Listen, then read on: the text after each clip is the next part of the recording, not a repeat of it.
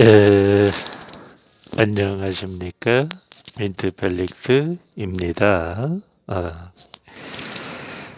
에, 오늘은 에, 에, 한국 미술관에 와 있습니다. 에, 최근 영상 중에서 조님께서 댓글을 달아주신 내용이 있습니다. 그것과 관련해서 말씀을 드릴 텐데,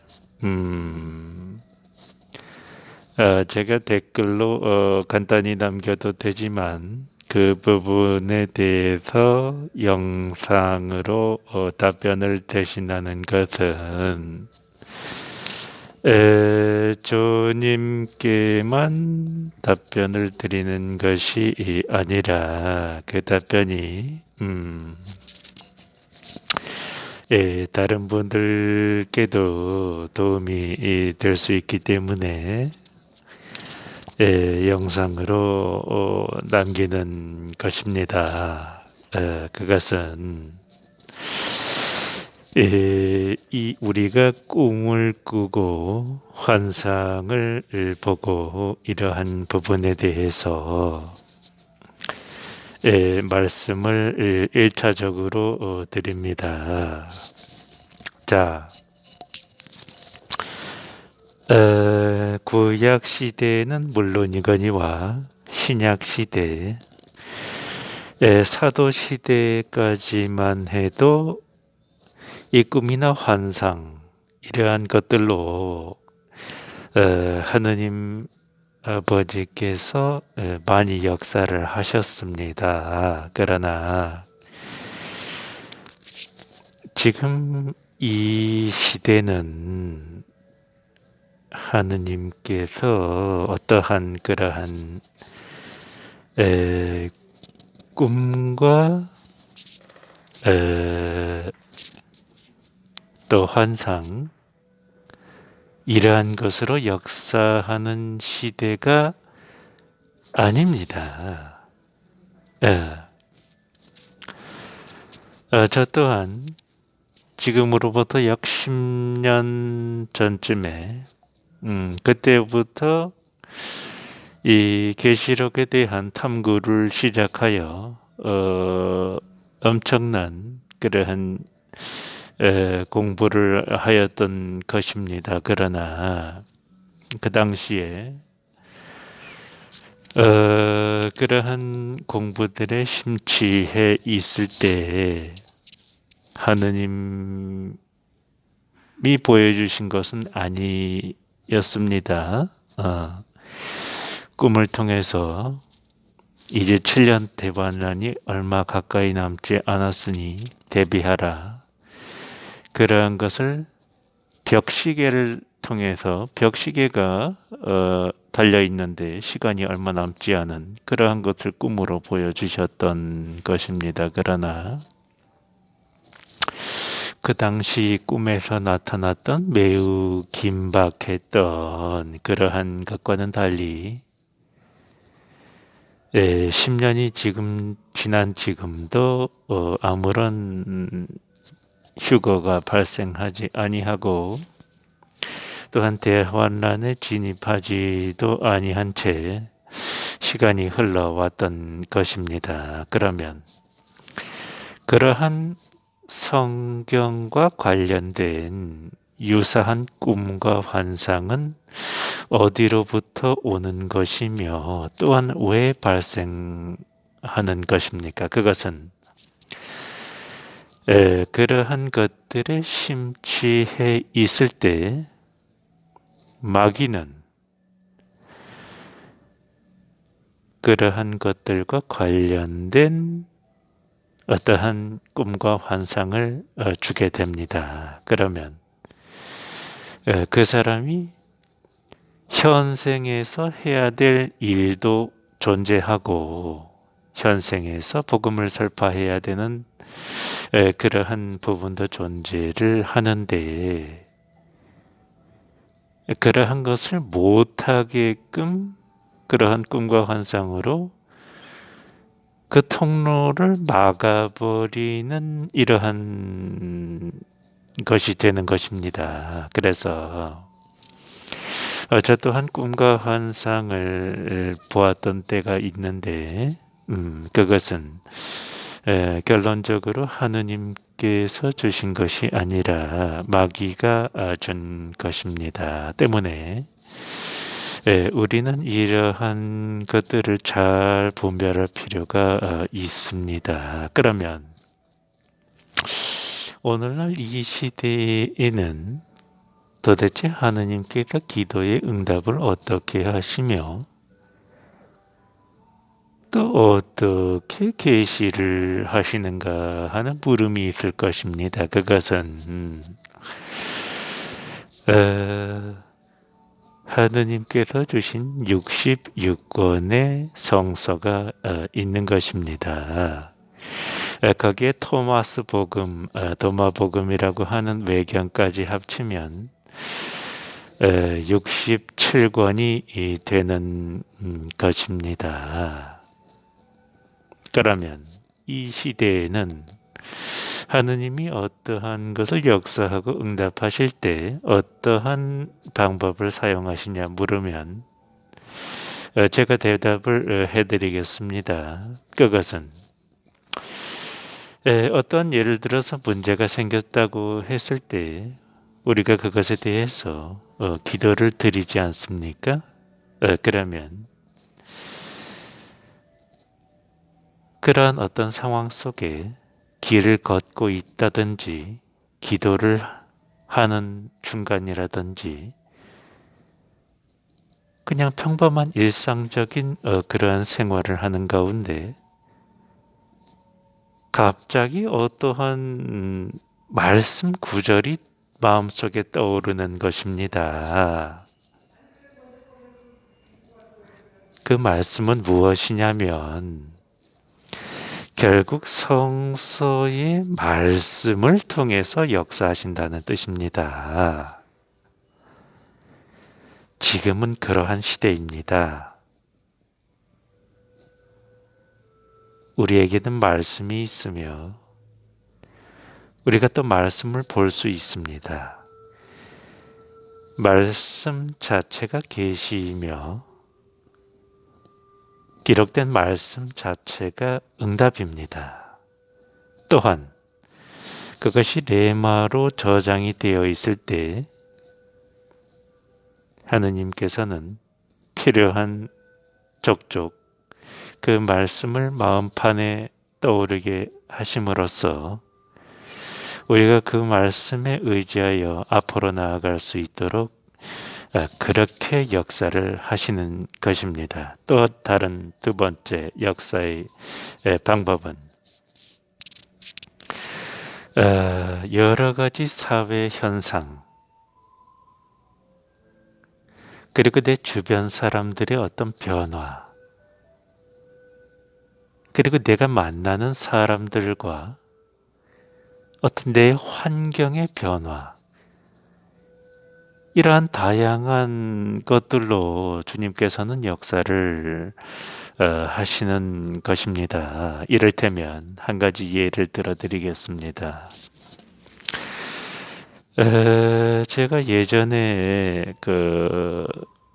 달동네에서 살았습니다. 그런데 달동네가 이렇게 서로 건물이 촘촘히 있기 때문에 다른 이웃 주택에서 떠들면 그런 것이 다 들립니다. 그래서 한 번은 밤 12시가 넘도록 그렇게 떠들길래 경찰을 불렀습니다. 물론 익명으로.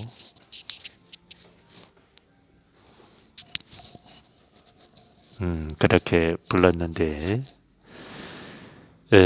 저는 집안에서 이제 듣고 있었죠. 듣고만 있었는데 음, 경찰이 출동을 해서 그 집이 어딘지 찾아내서 이렇게 상황을 살피는 가운데 그 집에 가장이라는 남자가 나와서, 가장이래 봐야 30대 정도밖에 되어 보이지 않는 그런 젊은 놈이었습니다. 그런 놈이 대체 어떤 씨발놈이 전화를 해서, 아니 배를 누르고 들어와서 얘기를 하면 될 것이지 뭘 신고를 하냐고 고래고래 고함을 지르면서 욕을 하면서 그러한 어떤 분위기를 조성했던 것입니다. 그런데 경찰이 현장을 떠나고 나서도 한동안 이웃 주민들을 불안하게 하는 그러한 욕설과 그러한 행동을 보이면서 그렇게 난동을 피우다가 집으로 들어간 것입니다.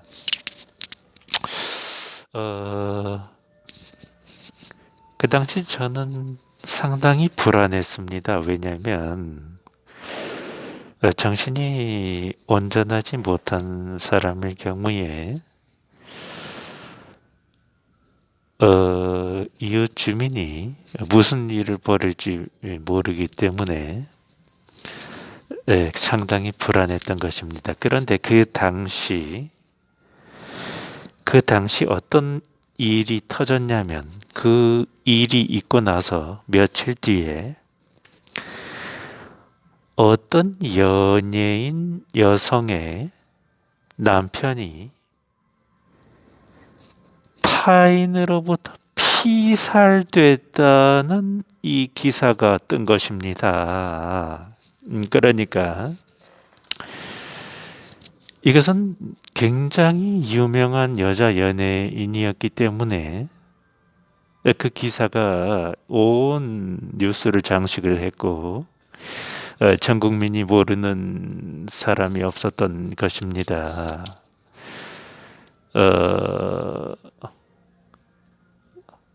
따라서 그 뉴스를 접했을 때 누가 신고했냐고 그렇게 욕을 하면서 이웃 주민들을 불안에 떨게 했던 그자도 그 뉴스를 들었겠죠. 그자의 아내라는 여자도 그 뉴스를 접했겠죠. 그러면 우리도 이렇게 신경질을 내고 이렇게 살지만 잘못하면 우리도 어떤 미친 사람으로 인해서 내가 피살될 수도 있겠구나. 내 남편이 피살될 수도 있겠구나. 그러한 생각을 사람이라면 할 수밖에 없죠. 그래서 그 기사가 엄청난 응답으로 다가왔던 것입니다. 그래서 그 기사로 인해서 저는 그 어떤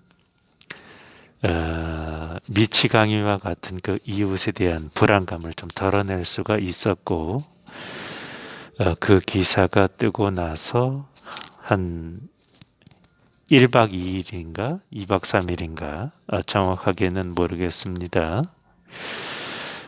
대전에 서울을 떠나 대전에 잠시 피신을 갔다가 피신이기도 했고 여행이기도 했죠.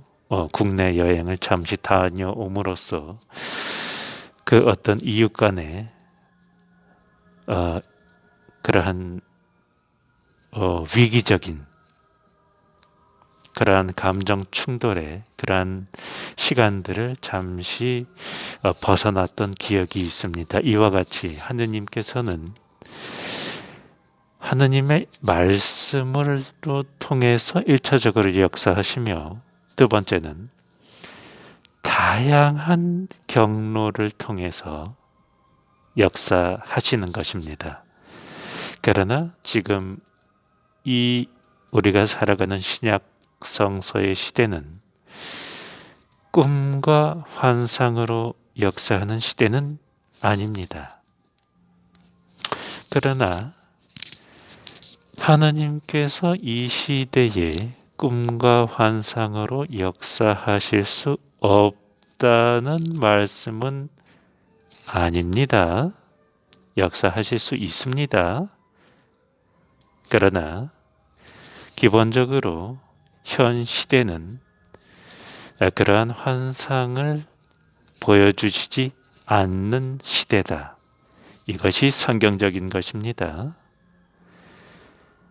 꿈과 환상을 그리고 표적을 쫓는 세대가 악한 세대라고 말씀을 하셨습니다. 그 말씀은 기본적으로 그러하게 역사하시지 않겠다는 하느님의 다도한 약속의 말씀이시기도 합니다. 그 이유는 모든 말씀을 주셨고 계시록 또한 많이 봉인이 풀려졌기 때문에 우리는 성령님을 통해서 그 말씀으로써 계시와 환상을 받는 것입니다. 이러한 부분을 잘 우리가 깨달아야 되겠습니다. 두 번째, 주님께서 귀신이라는 어떤 표현을 쓰셨습니다. 그런 표현을 쓰실 수 있습니다. 그것은 왜 그런지 말씀을 드립니다. 우리가 보는 한글 개역 성서에는 귀신이라는 표현이 적혀 있으며 주 메시아께서 귀신을 쫓아내셨다. 이러한 기록이 있는 것입니다. 그러나 이것은 잘못된 오역본이고 정상적인 성서에는 귀신이라는 단어 자체가 존재하지 않는 것입니다. 다시 말씀드립니다. 오역된 한글 성서에만 귀신이라는 단어가 있지 전 세계 어떤 성경과 성서에도 귀신이라는 단어는 없습니다. 그러면 바른 성서에는 뭐라고 기록이 되어 있을까요? 사탄, 그리고 devil, 마귀죠. 이렇게 정확하게 사탄과 마귀로 기록되어 있는 것입니다. 때문에 오역된 한글 성서를 통해서 아직도 수많은 목사들과 또 수많은 신도들이 이 사탄과 마귀와 귀신이 있다고 생각을 하고 또 그것들의 차이를 도대체 뭐가 뭔지